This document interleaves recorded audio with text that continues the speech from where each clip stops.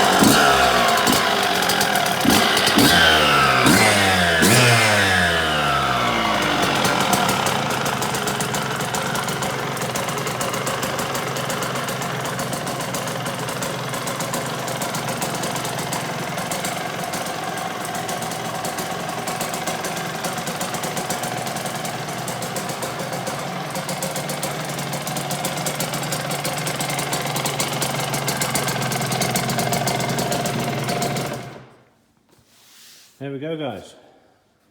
A RM125 125.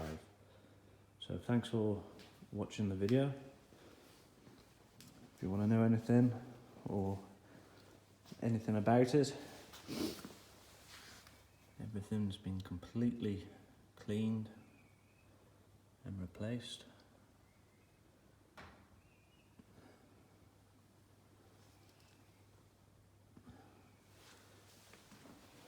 You definitely want to go back and look at my previous videos of this build. You'll have seen this exhaust pipe. This was well and truly completely out of shape, and I just put up some videos on how to restore an old pipe. Have a look on there. I've got the majority of all the dents out, but these are all very light dents, so we couldn't get them, can't get it perfect, but we can get it best as we possibly can. There we go. Thanks for watching.